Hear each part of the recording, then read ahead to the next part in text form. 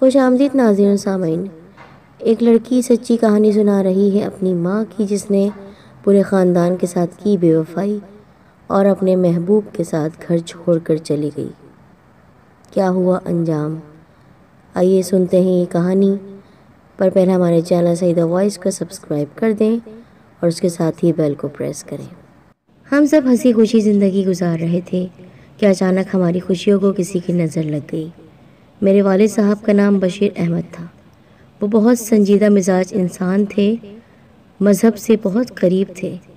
میری امی کا نام شیلا تھا، نشیلی آنکھیں اور لمبے لمبے بال۔ کہتے ہیں کہ اللہ تعالیٰ اپنے ہر بندے کی آزمائش لیتا ہے، اور اس کے کچھ بندے اس کی آزمائش پر پورا اتر جاتے ہیں اور کچھ کمزور پڑ جاتے ہیں۔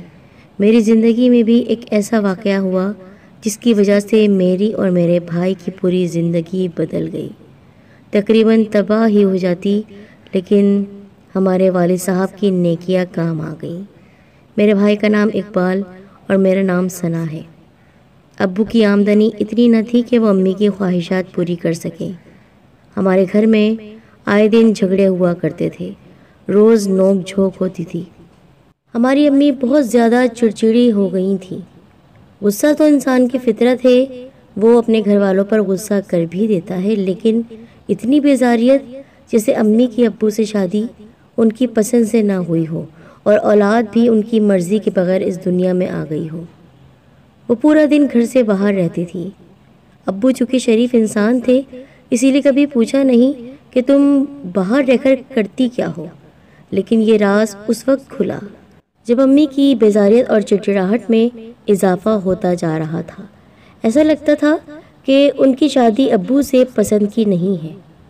اگر ارینج میرج بھی ہوتی ہے تو عورت اپنے گھر کو خوبصورت بنانے کے لیے، گھر کے ماحول کو خوبصورت بنانے کے لیے اپنے شوہر سے محبت کرنے لگتی ہے۔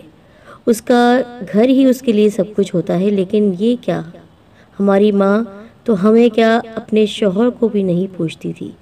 ان کا اپنے شوہر اور اولاد سے کوئی تعلق نہیں تھا، اور ایسا ہی محسوس ہوتا تھا کہ اولاد بھی ان کی مرضی کے بغیر اس دنیا میں آئی ہے۔ راز اس طرح کھلا کہ امی علی نام کے آدمی سے ملنے لگی۔ ابو کی غربت دیکھ کر انہوں نے ایک بہت امیر آدمی سے دوستی کر لی تھی۔ امی اور اس آدمی کی نزدیکیاں اتنی بڑھنے لگی کہ ایک دن امی نے اس آدمی سے شادی کرنے کے لیے ابو سے طلاق کا مطالبہ کر دیا۔ ابو نے امی کو بہت سمجھانے کی کوشش کی کہ تمہاری 2 سال کی بیٹی ہے، 4 سال کا بیٹا ہے، میرا نہیں، کم از کم ان بچوں کے بارے میں ہی کچھ سوچ لو، ان کا ہی خیال کر لو۔ مگر امی کسی حال میں کچھ بھی سمجھنے کے لیے تیار نہیں تھی۔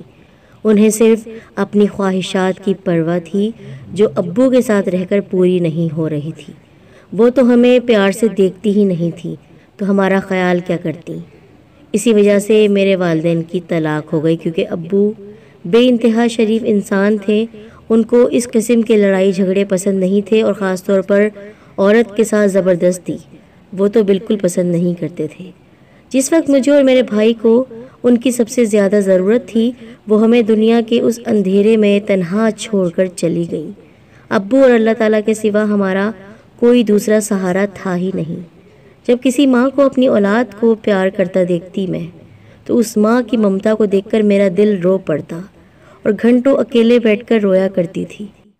اور سردیوں میں جب تمام بچے اپنی ماں کی گرم آغوش کے سائے میں سو رہے ہوتے، تو میں رات کی تیز ہواؤں کے جھونکوں سے ڈر جاتی۔ تو تب میں ایک دیوار کے ساتھ گھنٹوں اپنا سر زمین کی آغوش میں رکھ کر ٹھنڈے فرش پر سوتی اور دعا کرتی کہ اللہ تعالیٰ اس رات کی سیاہی جلد ختم کر دے۔ تکلیف جب زیادہ ہوتی تو جب اپنوں سے زیادہ غیر لوگ ہمیں ترس کھا کر یہ کہتے کہ یہ لوگ کھانا کھا لو، ہمارے گھر آ جاؤ، کتنے چھوٹے سے بچے ہیں، کیسے ان کی ماں نے ان کو دغا دیا۔ کچھ لوگ ترس کھا کر اپنے بچوں کے پہنے ہوئے کپڑے مجھے اور میرے بھائی کو دے دیتے۔ ہم انہیں بہت خوشی خوشی پہن کر اپنے وقت کو گزارا کرتے تھے۔ لوگ کہتے کہ میری آنکھوں میں بہت درد ہے۔ ان درد کے سایوں میں نے جینا سیکھ لیا۔ مجھے اپنی ماں سے نفرت ہو چکی تھی۔ اس نے کبھی یہ جاننے کی بھی کوشش نہ کی تھی کہ اس کی اولاد کس حال میں ہے، کبھی ملنے نہیں آتی تھی۔ وہ عورت ماں کہلانے کے بالکل لائق نہیں تھی۔ اپنی ماں سے دھوکہ کھانے کے بعد اب مجھے کسی رشتے پر اعتبار نہ رہا تھا۔ میرے ابو نے ہمیں پال پوس کر بڑا کیا اور ہمارے لیے محنت کرتے تھے تاکہ 2 وقت کی روٹی میسر ہو سکے۔ پریشانیاں اتنی زیادہ تھیں اور ماں کا غم ایسے کلیجے کو کھا رہا تھا کہ میں اور میرا بھائی تعلیم حاصل نہ کر پائے۔ وقت تیزی سے گزرتا گیا اور دیکھتے ہی دیکھتے زندگی کے 10 سال گزر گئے۔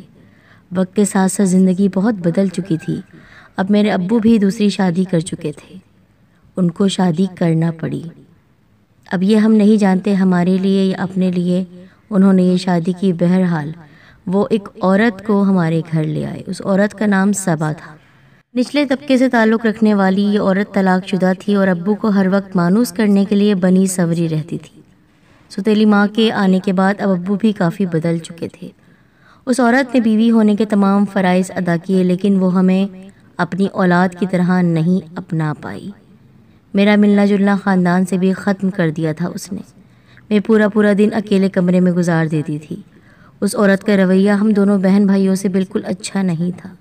مجھ سے پورے گھر کا وہ کام کرواتی اور کھانا پکواتی اور میرے بھائی کو بھی نوکری پر لگوا دیا تھا، جہاں غلط صحبت ملنے کی وجہ سے وہ نشے کا عادی بن چکا تھا اور آہستہ آہستہ اس نے اپنی حالت خراب کر دی تھی۔ اس عورت کی ایک ماں اور 2 شادی شدہ بہنیں اور ایک بھائی تھا۔ اس کے گھر والے اکثر ہمارے گھر آیا کرتے تھے۔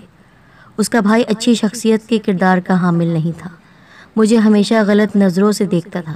کبھی کسی بہانے سے میرا ہاتھ پکڑتا اور کبھی کسی بہانے سے میرے پاس آ کر بیٹھ جاتا۔ میں نے اس کی شکایت اپنی سوتیلی ماں سے کی تو اس نے الٹا مجھے ڈانٹا، دھمکایا اور گھر والوں کی نظر میں مجھے غلط ثابت کر دیا تھا تاکہ مجھ پر کوئی یقین نہ کرے۔ میں اس عورت کے ظلم کا حصہ بن چکی تھی۔ اس نے میری ناسمجھی اور معصومیت کا فائدہ اٹھایا اور جس عمر میں بچے پڑھتے ہیں اس عمر میں میرے دماغ میں عشق و محبت جیسی باتیں بھر دی۔ اپنے ذاتی مفاد کی خاطر میرا رشتہ اپنے خالہ کے بیٹے سے کر دیا۔ رشتے کے وقت میں 12 سال کی تھی اور 1 سال گزرنے کے بعد آپس کے اختلافات کی وجہ سے رشتہ سوتیلی ماں نے خود ختم کر دیا۔ پھر چونکہ میرے والد کا کردار نیک تھا، گو کہ وہ بدل چکے تھے، لیکن پھر بھی ان کی تربیت تو ہمارے ساتھ ہی تھی۔ دل ٹوٹا ہوا تھا۔ ہماری سگی ماں اپنی نہ ہو سکی تو سوتیلی ماں ہماری کیا بنتی۔ سوتیلی ماں مجھ سے کسی نہ کسی طریقے سے جان چھڑانا چاہتی تھی اور پھر اس نے والد صاحب پر زور دینا شروع کر دیا کہ اس کو جلد سے جلد یہاں سے بیاہ کر کہیں اور بھیج دیا جائے تاکہ اس کی زندگی سنور جائے۔ میرے والد صاحب میرا اچھا چاہتے تھے، اسی لیے انہوں نے اپنے ایک دوست کے بیٹے سے، جس کا نام روحان تھا، 26 سال کا وہ لڑکا تھا، میری بات طے کر دی۔ گندمے رنگت والا وہ لڑکا میرے دل کو بھا گیا۔ میرے دل میں یہ خیال تھا کہ جس طرح میری ماں نے اپنے گھر کو بکھیر دیا، توڑ دیا اور چلے گئی توڑ کر اپنے پورے خاندان کو، ایسا میں نہیں کروں گی۔ میں اس آدمی کے ساتھ وفا کروں گی، اس کی وفادار بیوی بنوں گی، یہ چاہے کم کمائے، میں کبھی اس سے شکوہ نہیں کروں گی، خود اس کے ساتھ مل کر محنت کر لوں گی، لیکن اس کے ساتھ بے وفائی نہیں کروں گی۔ یہ میری سوچ تھی اور یہ سوچ اسی لیے تھی کہ میں نے اپنے خاندان کو بکھرتا ہوا دیکھا تھا، روتے ہوئے دیکھا تھا، اپنے والد کو، اپنے بھائی کو اور خود میں تو کئی سالوں تک روتی رہی تھی۔ رشتے کے وقت میری عمر 15 سال ہو چکی تھی۔ سوتیلی ماں کا بس نہیں چلتا تھا کہ وہ مجھے گھر سے باہر نکال کر پھینک دے، لیکن میں نے اپنے والد سے التجا کی کہ ابو جان، مجھے اتنی جلدی اس گھر سے آپ باہر نہ نکالیں، مجھے تھوڑا بڑا ہونے دیں، سمجھدار ہونے دیں، کیونکہ جس طرح میری ماں یہ گھر چھوڑ کر گئی ہے، آپ سے نہیں نبھا سکی، اپنے بچوں کو نہیں اپنا سکی، میں ایسا نہیں کرنا چاہتی ہوں۔ کیا آپ چاہتے ہیں آپ کی بیٹی آپ کو بدنام کرے؟ تو میرے والد صاحب کے دل پر میری یہ بات لگ گئی۔ انہوں نے کہا، ہاں، جب تم چاہو گی تبھی تمہاری شادی ہوگی۔ میرا ہونے والا شوہر سچ میں بہت اچھا تھا، اس کی سوچ بہت اچھی تھی۔ وہ عورت کو دبا کر رکھنا نہیں چاہتا تھا، وہ بالکل میرے بابا جان جیسا تھا، لیکن میں اپنی ماں جیسی نہیں تھی، میں بھی اس کی وفادار تھی۔ اور پھر جب ہماری شادی کے دن قریب آ گئے، میں اور میرے بھائی کچھ سامان خریدنے کے لیے شادی کا بازار گئے۔ وہاں سے واپسی پر ایک عورت روڈ پر بھیک مانگ رہی تھی۔ اس کی صدا کان میں آئی تو ہم دونوں نے پلٹ کر دیکھا، کیونکہ آواز جانی پہچانی تھی اور ایسی آواز کون اولاد نہیں سمجھتی۔ جی ہاں، وہ ہماری ماں تھی۔ وہ کوئی اور نہیں تھی، ہماری بوڑھی ماں تھی۔ وہ ہمیں پہچان نہ سکی، ہوش و حواس سے بیگانہ ہو گئی تھی، لیکن ہم نے انہیں بتایا کہ ہم ان کی اولاد ہیں۔ اپنی ماں کو اس حال میں دیکھ کر، بھیک مانگتا ہوا دیکھ کر میرا دل تو کٹ گیا۔ یہ تو کسی امیر آدمی کے ساتھ بھاگ گئی تھی، شادی کر لی تھی، تو پھر اس حال تک کیسے پہنچی؟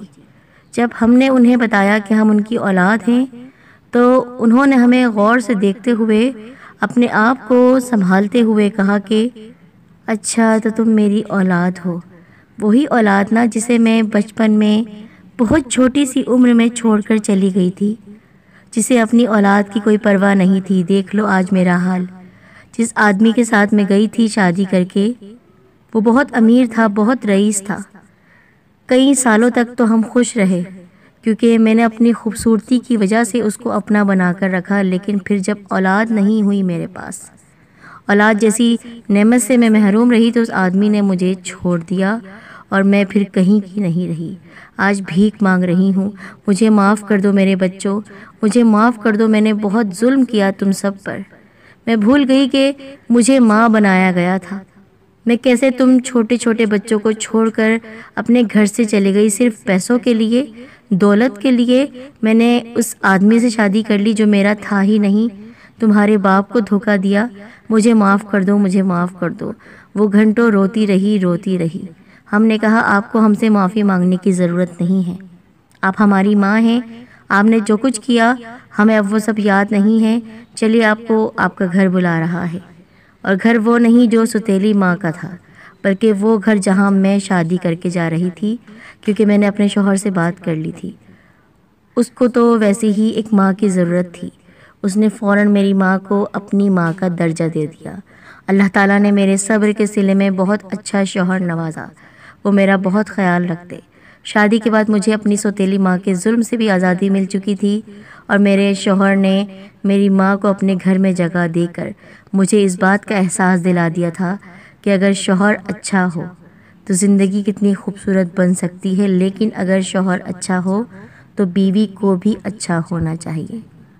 ہمیں بچپن میں تو اپنی ماں کا پیار نہ مل سکا، لیکن عمر کے اس حصے میں جب میرے بچوں کو نانی کی ضرورت تھی تو میری ماں ہمارے گھر میں موجود تھی۔ میں اللہ تعالیٰ کا بہت شکر ادا کرتی ہوں کہ اس نے میری زندگی کو تباہ نہیں کیا، بلکہ ایک نئی زندگی میں سکون، محبت اور وہ سب کچھ حاصل ہو گیا ہمیں جس کی مجھے چاہت تھی۔ خوش آمدید ناظرین۔